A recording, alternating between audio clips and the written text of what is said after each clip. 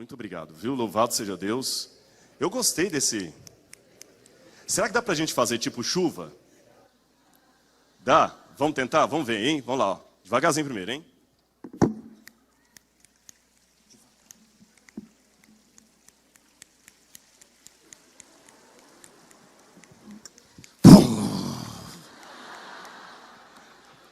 Muito bom, é bom ver você sorrindo, viu, gente? É muito bom mesmo.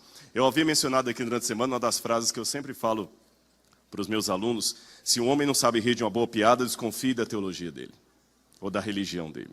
E vocês sabem sorrir, isso é muito bom. Irmãos, eu gostaria de, antes de iniciar aqui, primeiro cumprimentar a todos que estão nos assistindo em casa, pela internet, que o Espírito Santo esteja com você aí, onde quer que você esteja, e um bom sábado para você e para a sua família. Nós estamos aqui orando por você, e também contamos com a sua oração aí de casa, com a sua participação. Louvado seja Deus por sua presença virtual aqui no nosso culto. Virtual aqui, mas presencial no céu. Eu gostaria de, antes de iniciar, fazer uma oração especial aqui. Eu não teria coragem de orar com todos aqui à frente. Eu já orei por muitos casos, alguns casos que conversaram comigo, outros casos que a gente conversou ali. Orei por muitos de vocês. E eu gostaria de orar por alguém aqui, simbolizando todos os pedidos que todos teriam aqui, tá certo? Eu não conheço ainda essa pessoa, ele tem vindo aqui à nossa comunidade já há alguns dias, ele vem nas programações especiais, veio durante a semana. A sua esposa, ela é adventista, parece que ele não é, mas é uma pessoa que admira muito a igreja, participa muito, e é o nosso irmão em Cristo também. E ele tem um motivo especial de oração, que o seu pai está com problemas sérios de saúde. Então, eu gostaria de chamá-lo, não conheço ainda, vou me apresentar para ele aqui agora, o Elbio e a Cláudia. Se eles pudessem vir aqui para a gente poder orar pelo seu pai e sogro, no caso da Cláudia. Eu gostaria de fazer essa oração especial se eles estiverem aqui. Estão aqui? Ah, então muito bem. Eu gostaria de fazer uma oração especial. Cláudia, prazer em conhecê-la, viu? Que Deus a abençoe ricamente, Elbio.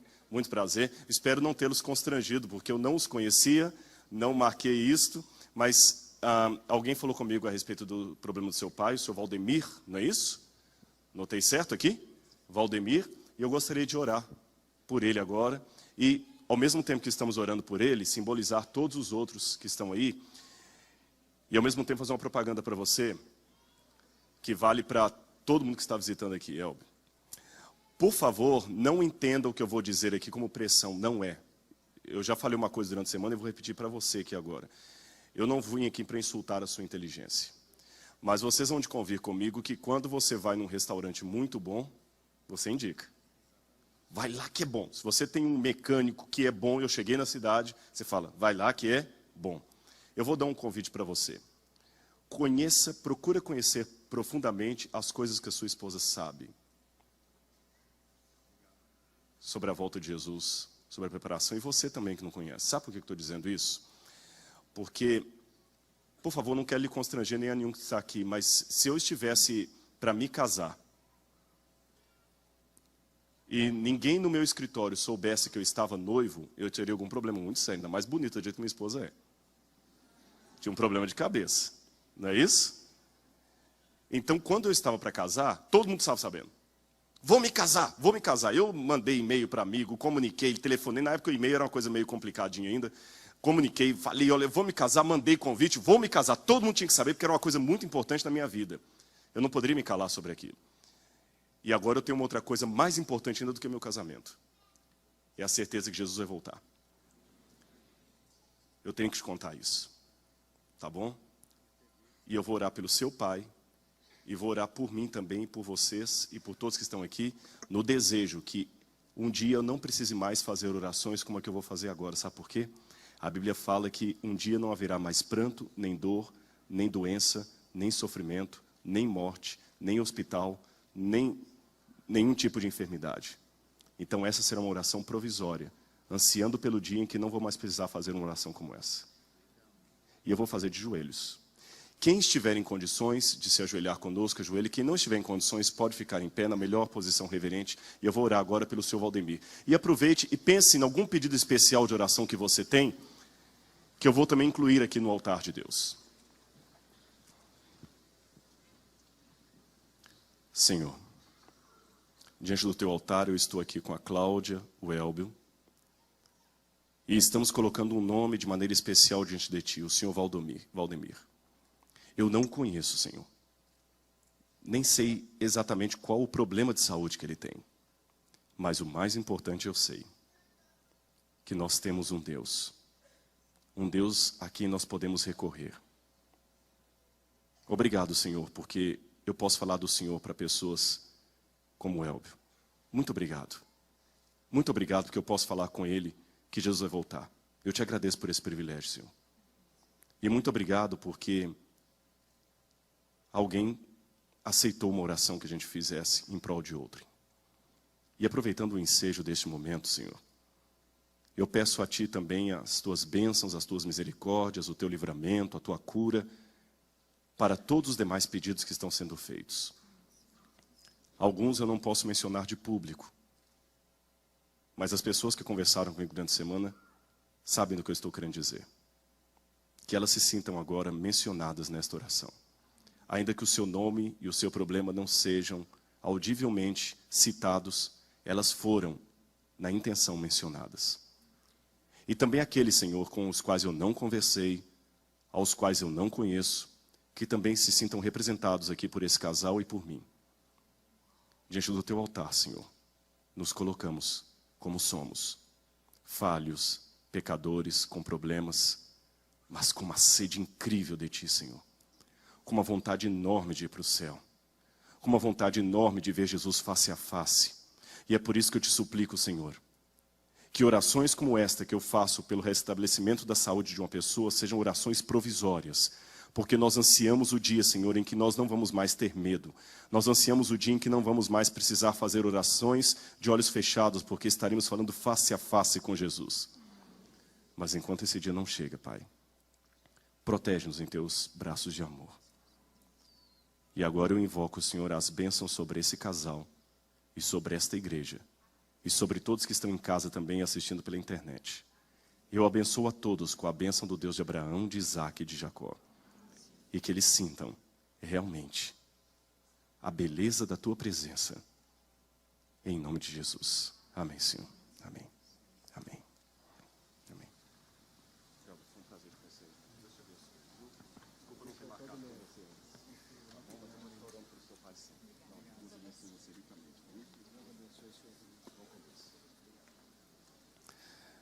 Muito bem, irmãos. O nosso último tema hoje, recusando o convite. Eu quero meditar com vocês sobre uma passagem que está em Lucas, capítulo 14. Lucas, capítulo 14, na verdade é uma parábola de Jesus, e eu vou combinar uma coisa com a igreja. Hoje nós estamos com um pouquinho de tempo a mais, é lógico que eu não vou extrapolar por causa disso, mas nós temos um pouquinho mais de folga porque eu não tenho a aula depois. Mas eu queria que você, depois que nós lêssemos esse episódio da Bíblia, ficasse com a Bíblia aberta, porque eu vou voltar ao texto, tá bom? Não feche a Bíblia imediatamente após a leitura. Eu vou começar lendo o capítulo 14 de Lucas, dos versos 15 em diante. Lucas 14, versos 15 em diante. É uma parábola de Jesus, a parábola da grande ceia. Ora, ouvindo tais palavras, que depois nós vamos explicar quais foram, um dos que estavam com ele à mesa disse-lhe: Bem-aventurado aquele que comer o pão no reino de Deus. Ele, porém, Jesus, respondeu: Certo homem deu uma grande ceia e convidou a muitos. À hora da ceia enviou seu servo para avisar aos convidados: Vinde, porque tudo já está preparado. Não obstante, todos a uma começaram a escusar-se. Disse o primeiro: Comprei um campo e preciso ir vê-lo, rogo-te que me tenhas por escusado. Outro disse: Comprei 5 juntas de bois e vou experimentá-las, rogo-te que me tenhas por escusado. E outro ainda disse: Casei-me e por isto não posso ir. Voltando o servo, tudo contou ao seu senhor. Então, irado, o dono da casa disse ao seu servo: Saí depressa pelas ruas e becos da cidade e traze para cá os pobres, os aleijados, os mendigos, os cegos, os coxos. Depois disse-lhe o servo: Senhor, está feito como mandaste, e ainda há lugar. Respondeu-lhe o Senhor: saí pelos caminhos e atalhos e obriga todos a entrar para que fique cheia a minha casa, porque vos declaro que nenhum daqueles homens que foram convidados provará a minha ceia. Quando eu li essa história a primeira vez na Bíblia, eu confesso que ela não fez muito sentido para mim. Vamos resumir a história, ficou a Bíblia aberta. Um rei deu uma festa e começou a convidar as pessoas para o seu banquete, para o seu jantar, alguma coisa. E as pessoas falaram: desculpa, eu não posso ir. Eu não posso ir, simplesmente eu não posso ir, desculpe. Ah, é? Não pode ir? Então também nunca mais você vai ser convidado. Olha, vai lá agora, pega tudo enquanto é sem teto, os homeless, os mendigos, todo mundo está na rua e traz para cá, e nunca mais aquele sujeito vai participar de um almoço na minha casa. Não uma história, a princípio, sem sentido? Quantas festas eu tive que recusar? Esse ano mesmo eu já recebi uns 4 convites para fazer casamento, que infelizmente eu disse: eu não tenho condições de ir. E tudo bem, que pena, pastor, paciência. Eu recebi alguns convites de almoço aqui, que infelizmente eu não pude atender. Ou de janta. A pessoa: tá bom, pastor, entendi. Agora imagina essa situação aqui. Olha, você não aceitou meu convite, não? Nunca mais te convido para nada. Não parece mais a visão de um homem neurastêmico, neurótico? O que essa parábola quer dizer? Por que Jesus a contou? Bom, como é que a gente estuda a Bíblia? A primeira coisa que você tem que fazer para entender a Bíblia é ver o contexto. Em que contexto essa parábola foi contada? O contexto está no capítulo 14. Jesus estava na casa de um fariseu, comendo, na casa de um dos principais fariseus. Mas para eu entender esse contexto, eu vou querer voltar um pouquinho antes. Uma semana antes desse almoço. Uma semana antes. Você sabe que às vezes para entender melhor uma história, você tem que entender o que aconteceu antes do episódio. Leiam comigo Lucas capítulo 13, versículos 10 em diante. Lucas 13, versículo 10 em diante. Jesus ensinava no sábado numa das sinagogas. Interessante. Jesus estava numa sinagoga. Isso significa que os rabinos da época tinham prestígio, tinham respeito por Jesus. E você pode perguntar: pastor, mas eles não eram inimigos de Jesus no final do ministério dele. No início de seu ministério, os rabinos e fariseus, pelo menos um grupo deles, eram amigos simpáticos a Jesus. E decora essa informação porque ela vai ser importante para eu terminar a pregação. Os rabinos e fariseus, no início do ministério de Cristo, eram simpáticos a ele. Eles gostavam de Jesus, eles queriam Jesus no partido deles.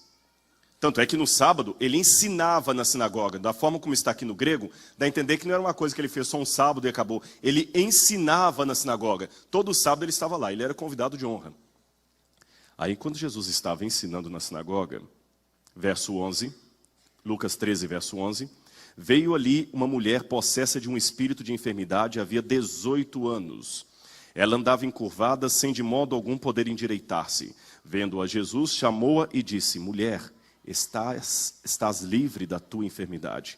E impondo-lhe as mãos, ela imediatamente se endireitou e dava glórias a Deus. Que bonito, uma mulher que estava encurvada, na hora Jesus a cura. A expectativa seria que todos parabenizassem Jesus. Que bom, Senhor, essa mulher foi curada. Que dia que era mesmo isso aqui? Sábado. Qual foi a reação do chefe da sinagoga? Ficou indignado. O chefe da sinagoga, diz o verso 14, indignado de ver que Jesus curava no sábado, disse à multidão: já tinha gente do lado de fora querendo ser curado. 6 dias há em que se deve trabalhar, vinde pois nesses dias para ser descurados, e não no sábado. Vai embora daqui, sábado não é dia de cura.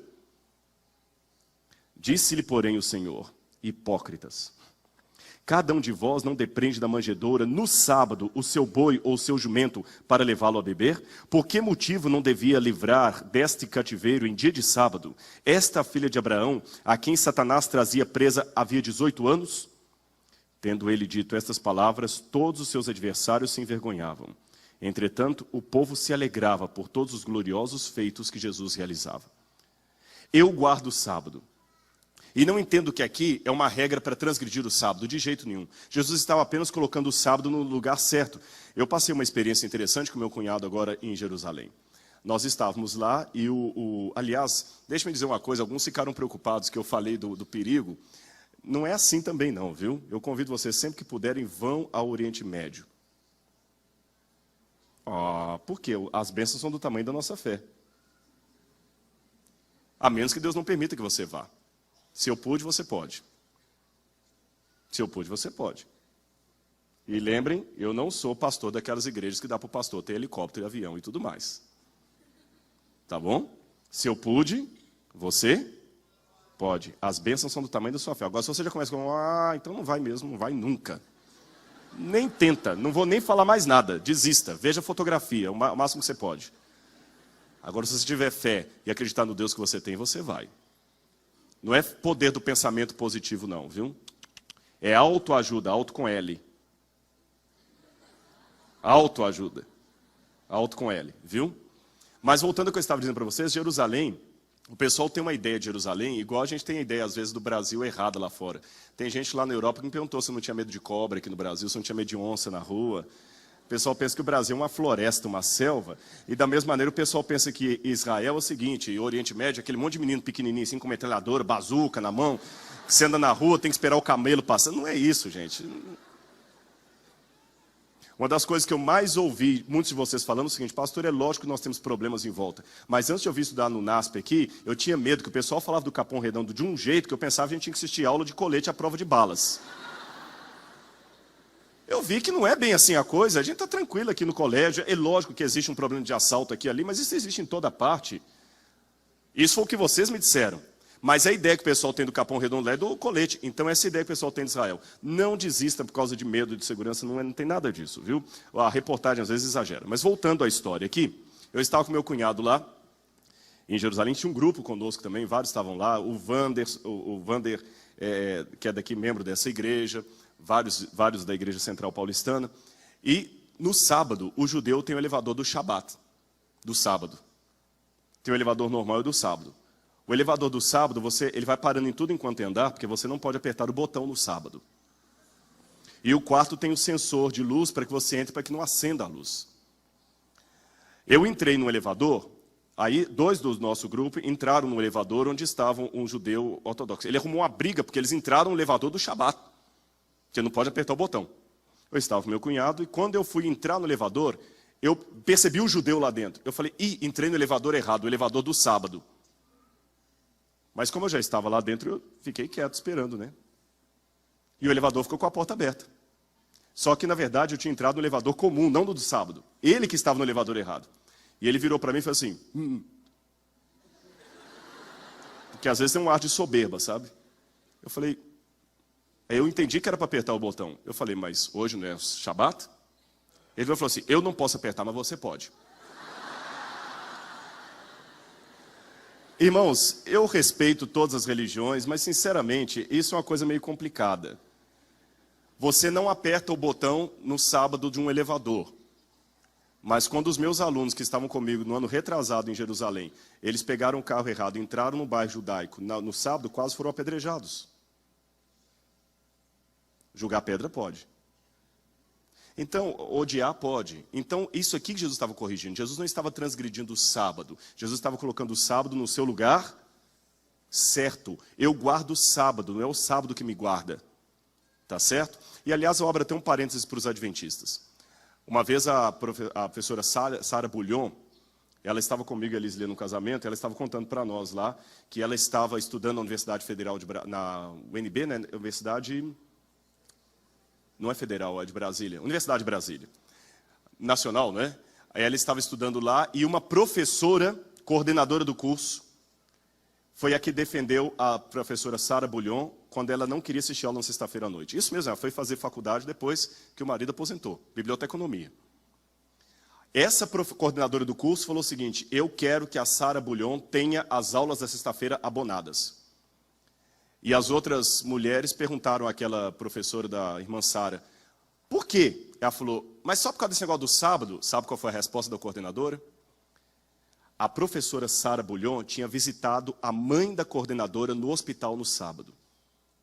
E quando a coordenadora se assustou com aquilo, ela falou o seguinte, não, é que no sábado nós fazemos esse trabalho social, missionário, de visitar pessoas nos hospitais, nos asilos, nos orfanatos, nas casas. Nós fazemos isso porque durante a semana a vida é tão corrida que a gente não tem tempo. Então o sábado é o dia que na nossa igreja a gente tira para essas coisas. A coordenadora ficou com aquilo na cabeça. E na tal reunião a coordenadora falou assim, eu quero que vocês deem o sábado para ela, porque eu sei o que os adventistas fazem no sábado. Quando a irmã Sara contou essa história para mim, para Lisli, eu falei com ela assim, eu vou virar esse sermão, eu vou transformar isso em sermão. Ela falou, como assim? Eu percebi nessa conversa que mais importante do que as pessoas de fora saberem o que os adventistas não fazem no sábado, é eles saberem o que nós fazemos no sábado. E eu tomei uma decisão a partir daquela conversa ali. Eu não quero mais, pastor, ser conhecido pelo que eu não faço no sábado. Eu quero ser reconhecido pelo que eu faço no sábado. Chega de conhecer os adventistas, são um povo que no sábado não trabalha. Aí vem a ironia, você também não come no sábado? Eu quero ser reconhecido pelo que eu faço no sábado. É o dia que eu mais trabalho para o meu Deus. Tá certo? Isso que Jesus queria corrigir.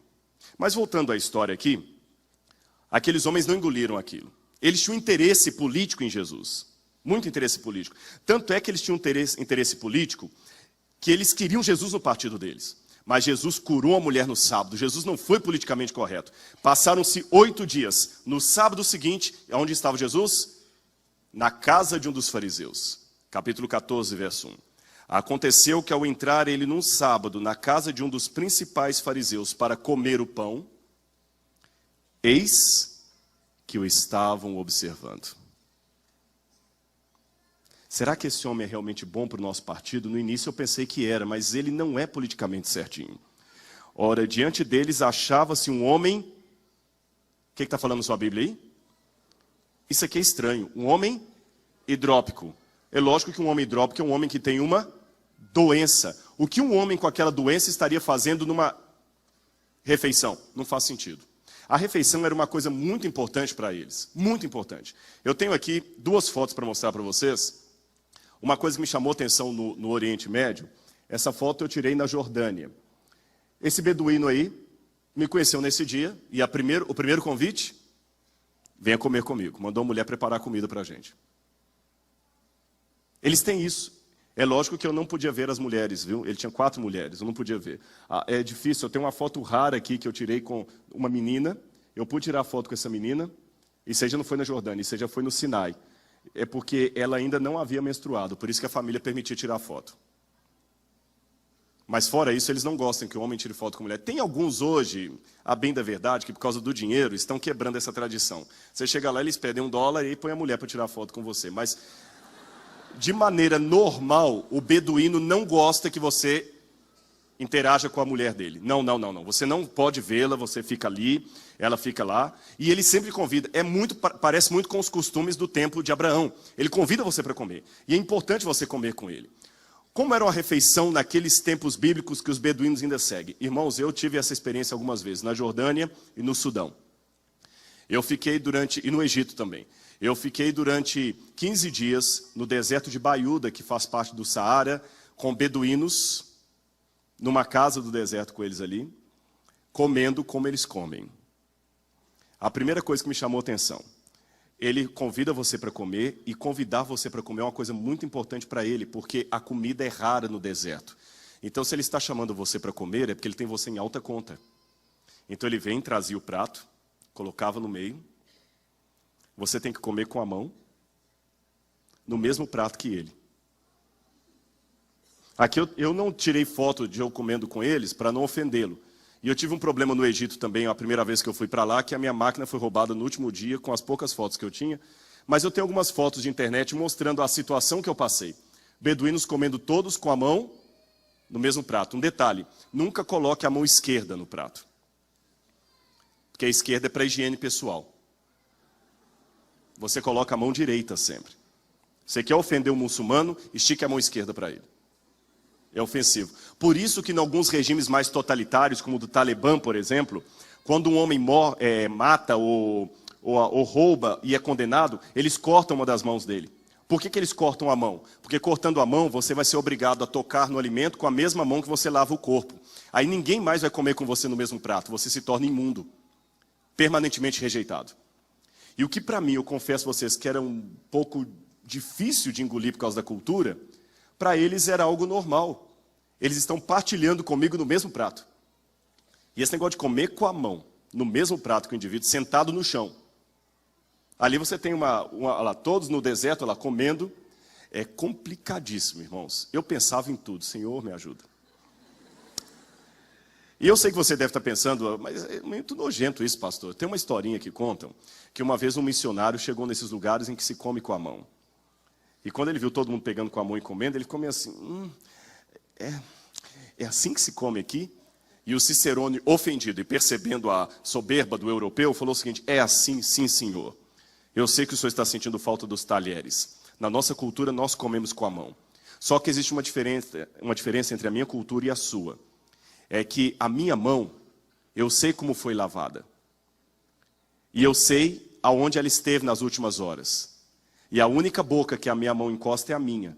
Agora, o garfo e a faca que vocês usam nos restaurantes lá do seu país, já passaram na boca de centenas de pessoas, você não sabe como foi lavado e nem onde esteve nas últimas 24 horas. Isso para mim que é nojento. Questão cultural, irmãos. Questão cultural. Mas voltando ao tempo de Cristo, eu falei com vocês que a refeição era algo muito importante. Aqui você tem as mulheres preparando o pão, os homens preparando o vinho. E aqui eu quero mostrar uma cena típica de como era nos dias de Cristo. Geralmente um anfitrião sentava no meio. E os primeiros lugares eram os lugares mais próximos do anfitrião. E cada um comia a sua porção, todos do mesmo prato, ali no meio, no centro. Todo mundo comia junto, todo mundo comia junto. Jesus estava comendo assim.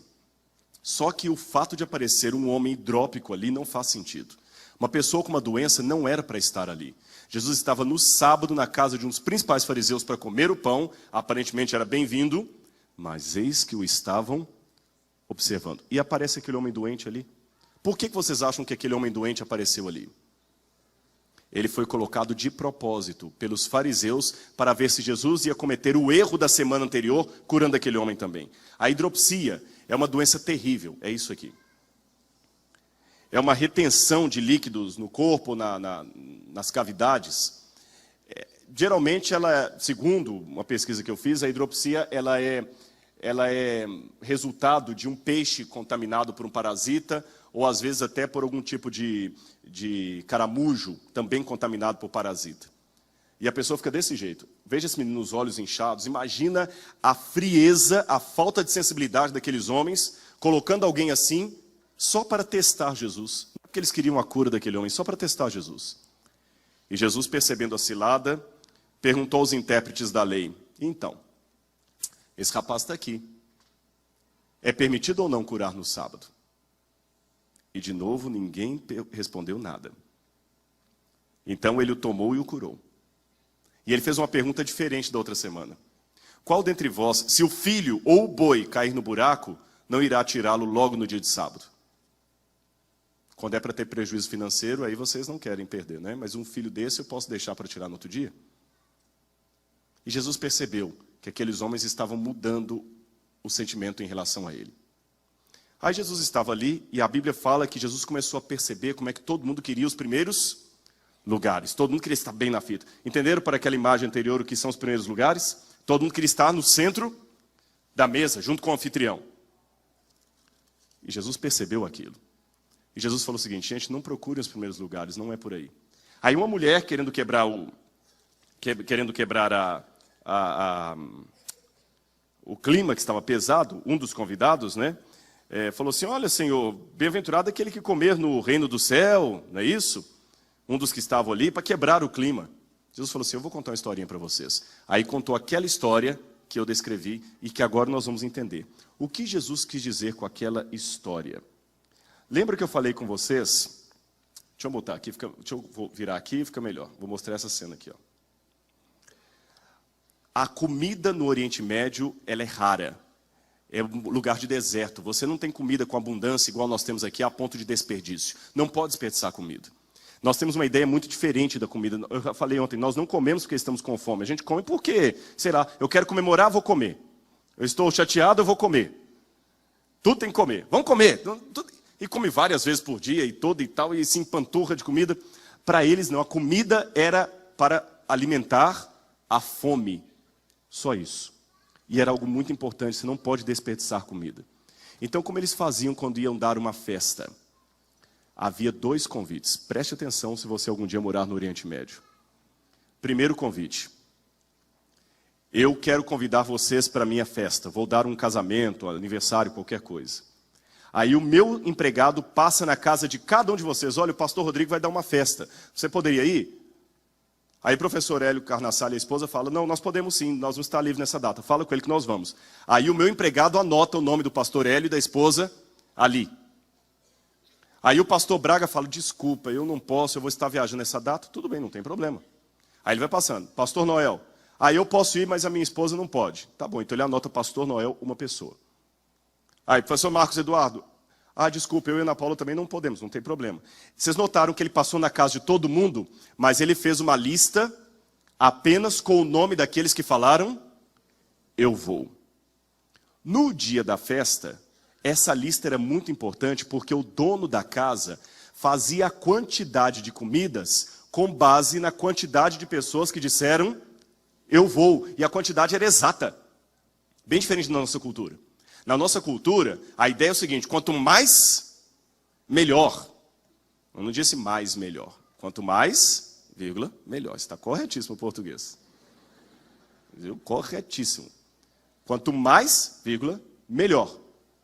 Lá em Minas é muito assim, né? Tem aqueles pais assim do interior, falam assim, no caso da minha filha, eu mato 2 bois de uma vez. Eu gosto de boi, come à vontade. A gente ia comer na casa dos irmãos, come mais lá, irmão, tem mais lá dentro, tem mais lá dentro. Como a panela está cheia. Não é assim?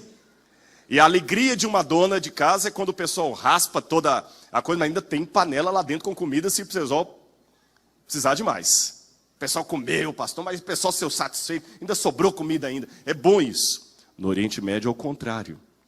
Não pode sobrar. Se sobrar comida, sabe o que significa?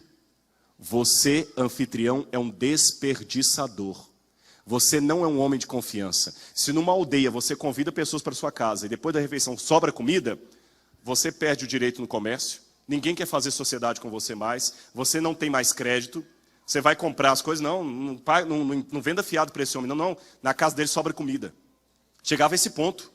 Desperdício era um ostracismo social. Então não podia sobrar comida. Por isso era importante ter anotado o nome daqueles que falaram eu vou, porque a comida era feita baseada na quantidade dos que iriam. Eu vou dar um exemplo para vocês do cálculo da época. Se o dono da casa tinha de 2 a 4 convidados, ele podia matar uma galinha ou 2 galinhas, dependendo do tamanho. Se ele tinha de 5 a 8 convidados, ele matava 4 galinhas. De 10 a 15, poderia matar um cabrito. De 15 a 35 convidados, uma ovelha. De 35 a 75, um bezerro. De 75 a 100 convidados, um boi adulto. E assim por diante. A quantidade era exata. No dia da festa, todo preparado, cada um ia receber a sua porção. A única diferença era com o filho primogênito, que recebia o dobro dos demais. Mas cada um recebia a sua quantidade. Não tinha negócio de repetir também, não. Cada um recebia a sua porção. Você comia o que estava na sua porção. Se deu mais fome, não tem problema. Eu te dei a sua porção. Come o que está no seu prato. O que não pode é desperdiçar, não pode sobrar. No dia da refeição, o empregado passa de novo. Porém, dessa vez, ele vai à casa do pastor Braga. Lembra que o pastor Braga falou que não iria. Vocês acham que o empregado vai à casa dele? Ele vai à casa do professor Marcos Eduardo? Não. Ele vai à casa do professor Carnassali? Vai. Ele vai à casa do pastor Noel? Vai. Por quê? Ele vai à casa daqueles que falaram, eu irei. E ele passa só para fazer um segundo convite de confirmação. Olha, pastor, está tudo certo, está tudo preparado lá, viu, irmã? Ele está esperando vocês lá. Pastor Noel, está tudo certo, o seu lugar está guardado lá. Se nesse momento, um deles dizem, eu não vou, ele causa um grande problema para o anfitrião. Se o pastor Noel, nessa hora, fala, eu não vou, o que vai acontecer? Vai sobrar comida, porque a porção dele já está lá em casa, quem vai comer a porção dele? E se 2, 3 ou 4 falam, eu não vou, pior ainda. Como é que eu vou fazer com essa comida? Vai desperdiçar, eu vou ficar com fama de desperdiçador, eu vou perder o crédito na vila, as pessoas não vão mais me respeitar. Não pode acontecer isso. Tem que ser um motivo muito, muito urgente para você, nesse segundo momento, dizer, eu não vou. Alguma coisa de morte, por exemplo. Agora que você já tem esse conceito, esse contexto cultural na mente, vamos voltar à parábola. Capítulo 14, verso 15, verso 16. Jesus disse, certo homem deu uma grande ceia e convidou a muitos. Olhe o verso 17 e responda a minha pergunta. Esse convite que está mencionado no verso 17, é o primeiro convite ou é o segundo? É o segundo? Por que vocês deduzem que é o segundo? A hora da ceia. Então não pode ser o primeiro. Subentende-se que o primeiro convite já foi feito. E que essas pessoas que ele está passando aqui são aquelas que no primeiro convite disseram, sim, eu vou. Só que, irmãos, por uma estranha razão, todo mundo começou a dar desculpas para não ir. E cada desculpa mais esfarrapada do que a outra. O que o primeiro falou? O que está na sua Bíblia aí? Eu comprei um campo e eu preciso ir vê-lo. Não faz sentido. Nenhum. Sabe como é que você comprava um campo naquela época? Primeiro você negociava a fazenda. Eu estou interessado na sua fazenda. Então o dono da fazenda deixava você arar a terra nas 4 estações do ano, para que você realmente verificasse que a terra é arável. Só aí já ia 1 ano de negociação. Depois disso você ia nos cartórios, já havia cartórios na época, ver se a terra realmente não tinha um herdeiro que iria reclamá-la. Só depois de todo esse processo que você fechava o negócio e comprava a terra. Quando o sujeito fala, deixe-me, eu comprei e vou ver, não faz sentido. É a mesma coisa de eu dizer assim, olha, o colégio aqui, olha, pastor, chega para a União, o NASP comprou uma fazenda aqui para expandir o colégio, mas ninguém da administração foi ver a fazenda ainda. A gente comprou por telefone, depositou o dinheiro na conta do dono lá, e amanhã vai o pastor, o diretor do colégio, com o reitor, todo mundo vê a fazenda que o colégio comprou. Alguém faria uma loucura dessa? Eu não vi a fazenda e já comprei. Era uma mentira sem preocupação, deslavada. Pior, quando você tem um mínimo de consideração pela pessoa e não quer aceitar um convite dela, você, não tendo princípios cristãos, é claro, você pelo menos mente de maneira mais inteligível. Você mata alguém da sua família, você inventa uma doença. Eu estou falando sério. Eu não estou falando de ética cristã. Eu estou falando de pessoas que querem se livrar de um convite, mas tem o mínimo de consideração. Você não deve mentir. De jeito nenhum, mentira é do diabo. Deus não tem parte com isso. Mas eu estou supondo assim, aquela pessoa, eu não quero ir ao seu convite, mas eu tenho um mínimo de consideração e respeito por você, pelo menos eu invento uma desculpa plausível. Eu falo assim, rapaz, na hora que eu estava saindo lá, meu carro fundiu o motor. Olha, na hora que eu estava indo, não deu certo, eu comecei a passar mal, eu tive um problema de dor de cabeça muito grande, a minha esposa passou mal. Você coloca qualquer coisa que é mais fácil do outro aceitar. Agora, quando você fala, eu não vou, e ainda dá uma desculpa qualquer, sem se preocupar na lógica da desculpa, isso significa que você não tem realmente o mínimo de consideração pelo outro. Mas aí fica esquisito, porque se você não tem o mínimo de consideração pelo outro, por que no primeiro momento você aceitou o convite? Irmão, isso aqui era muito grave, vocês já entenderam, eu falei com vocês. Seria mais ou menos como você marcar comigo assim, pastor, você pode fazer o casamento do meu filho? Eu falo, faço, tranquilo. Tudo certo, tudo acertado, você já mandou as passagens. No dia do casamento, a noiva na porta da igreja, você preocupado, liga para o meu celular e fala assim, pastor, cadê você? E eu falo assim, não pude ir, meu irmão, desculpa. Por que você não vê o casamento? Sabe o que é, rapaz? Eu tive que buscar meus cachorros no pet shop. O que eu estou mostrando com isso? Que eu não tenho a menor consideração mesmo, que além de dizer não, eu dei uma mentira sem preocupar se você vai acreditar nela ou não. E por que então que eu aceitei fazer o seu casamento? Essa é a incógnita. Por que esse pessoal aceitou e agora... A segunda desculpa é pior ainda. Qual foi a segunda desculpa? Comprei 5 juntas de bois, preciso experimentá-los. Não faz sentido. Seria a mesma coisa de alguém dizer, comprei um carro usado por telefone, agora eu vou ver o carro que eu comprei. Agora que eu comprei o carro, já paguei, já depositei o dinheiro na conta do dono, eu vou levar no mecânico para ver se o carro está bom. Eu não vi nem a foto do carro. Não existe isso. E a terceira desculpa é a pior de todas. Qual que é a terceira? Casei-me? Por que casou é a pior desculpa, pastor? Eu vou dizer a você por quê. No original grego, a expressão que está aqui é ginaika egema. Ginaika egema, no grego, significa tenho núpcias com uma mulher. Casei-me. Não. Lembra que eu disse no início da palestra que as mulheres não são citadas em público, que você não pode ter relação. Um homem jamais citaria a esposa dele em público. Casei-me com a mulher, essa redundância no grego não faz sentido, porque um homem não menciona a mulher dele em público. Naquela cultura, isso é desrespeitoso. Agora eu vou chocar a igreja com o que eu vou revelar. Sabe o que ele quis dizer quando ele disse casei-me com a mulher, ou tenho núpcias com a mulher, que o tradutor traduziu por casei-me? Gnai keigema? Sabe o que literalmente está dizendo? O tradutor aqui não deveria ter traduzido casei-me, deveria ter traduzido tenho núpcias com a mulher, como está no original grego. Porque literalmente, preste atenção, isso significa eu tenho um encontro com uma garota de programa. Não era a esposa dele. Porque por respeito ele não mencionaria a esposa dele em público. Tenho núpcias com uma mulher da rua, uma garota de programa. E é mais importante para mim o encontro com a garota de programa do que o compromisso com você. Por isso que quando o rei recebe essa notícia, o rei fala com o empregado, olha, por favor, vá para os becos e atalhos e convida todos a que entrem, para que fique cheia minha casa, porque eu não vou passar por fama de desperdiçador por causa desses que recusaram o meu convite. Eu não vou ficar em maus lençóis por causa deles. Outros virão e ocuparão o lugar deles. Entenderam agora a situação? E o que essa parábola tinha a ver com o contexto de Jesus? Que Jesus estava com aquela parábola mostrando para os fariseus e para os judeus que estavam ali a realidade deles.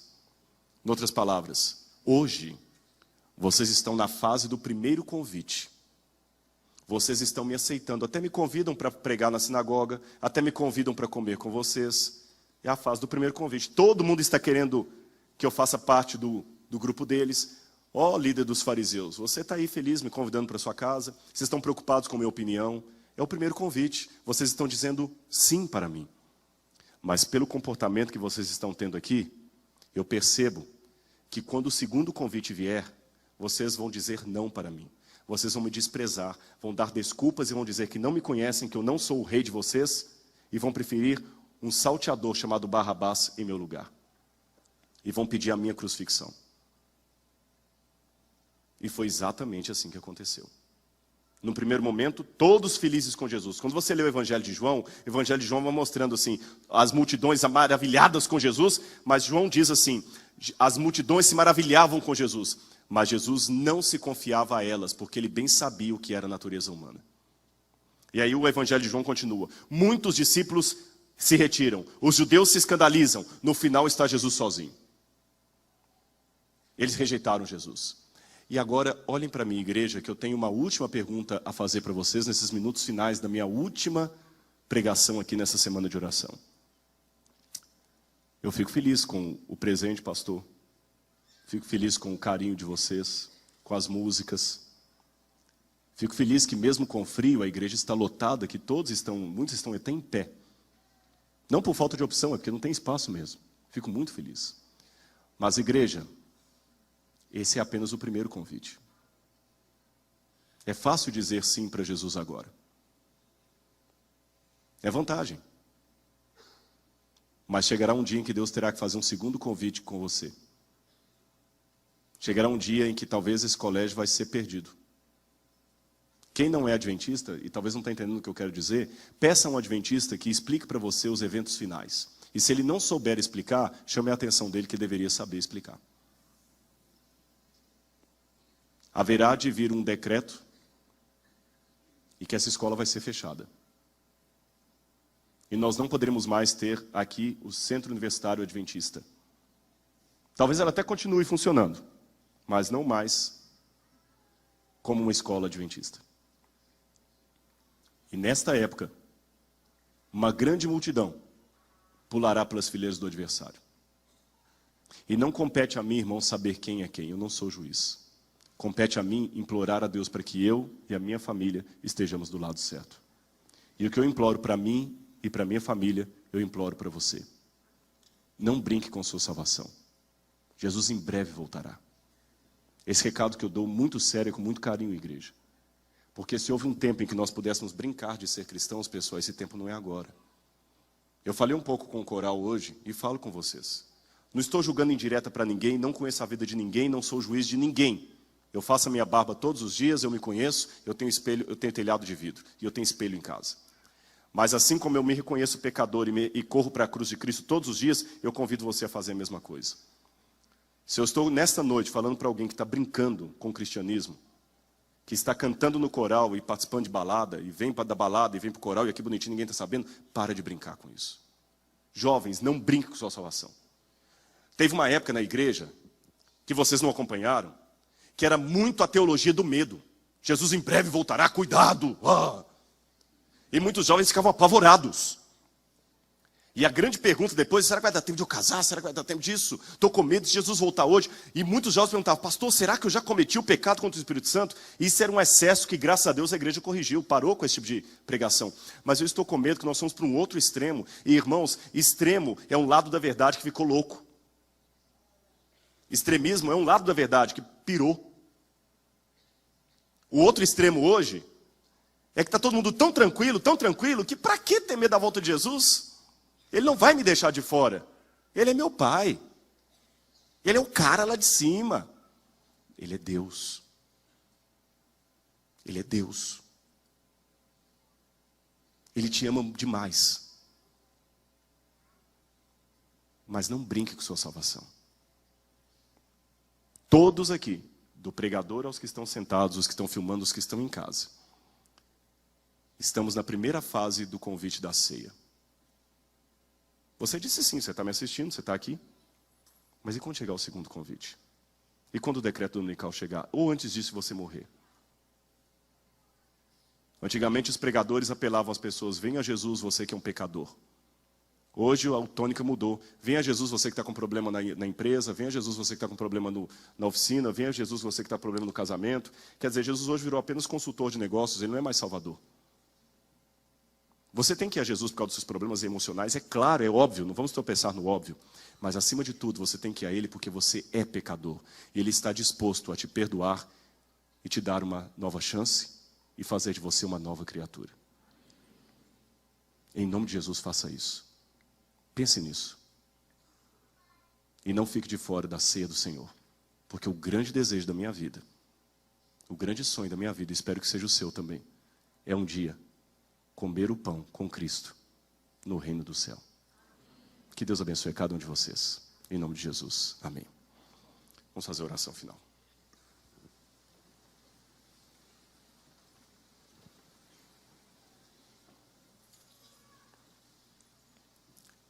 Senhor Deus, nós oramos a Ti, Senhor, pedindo-Te em nome de Jesus, que Tu possas aceitar o nosso coração. Somos todos pecadores, Senhor, frágeis. Ninguém aqui, Senhor, nem o que está pregando e orando nesse momento, nem os que estão sentados, nem os que estão em casa, ninguém aqui pode diante do céu dizer, eu sou bom, eu sou perfeito. Não, Pai.